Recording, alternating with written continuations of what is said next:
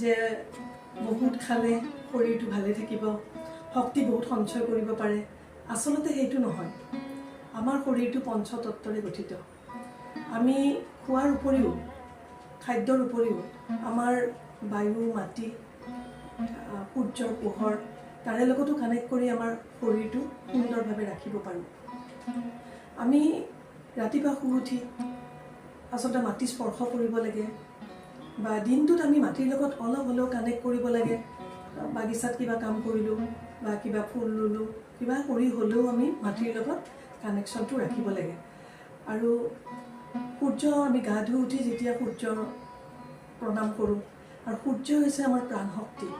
কাৰণ সূৰ্য প্ৰণাম কৰিলে আমাৰ শৰীৰৰ যিখিনি বেয়া বায়ু আছে সেইখিনি মানে সম্পূৰ্ণ শুদ্ধ হৈ যায়।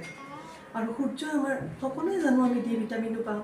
আমাৰ শৰীৰটোৱে সূৰ্যৰ ৰশ্মিটো বিচাৰে। কাৰণ আজিকালি বহুতে সূৰ্যৰ ৰশ্মিত ওলালে, ৰ'দৰ পোহৰত ওলালে, তাপত ওলালে ক'লা পৰি যাব বুলি ভয়ো খায়। আচলতে সেইটো নহয়। অলপ হ'লেও সূৰ্যৰ তাপটো আমি ল'ব লাগে। আৰু আমি আচলতে মাটি, এই সূৰ্যৰ তাপ আৰু বায়ু, ৰাতিপুৱা যদি আমি ব্ৰহ্ম মুহূৰ্তত উঠি আমি প্ৰাণায়াম কৰোঁ, চাবচোন কিমান ভাল লাগে। প্ৰাণায়াম কৰিলেও আমাৰ ভিতৰৰ যিখিনি কলুষিত বায়ু আছে সেই বায়ুখিনি গোটেই ওলাই যায়। আপোনালোকে আজিকালি বহুত মানুহে কৰে কিন্তু এই প্ৰাণায়াম কৰিলে নিজে আমি গম পাওঁ যে আমাৰ শৰীৰটো কিমান পাতল হৈ যায়।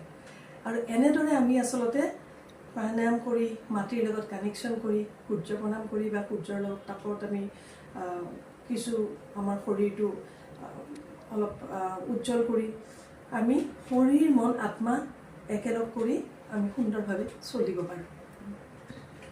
মই মানে এইটোৱে ক'বলৈ বিচাৰিছোঁ যে কেৱল খোৱা খাদ্যতে গোটেইখিনি শক্তি নাহে। আপোনালোকে সন্ন্যাসী, সাধু, সন্তসকলক চাওকচোন, তেখেতসকলে নাখায় পেলাই শক্তি সঞ্চয় কৰে। গতিকে এনেদৰে কৰিও আমি শক্তি সঞ্চয় কৰিব পাৰোঁ।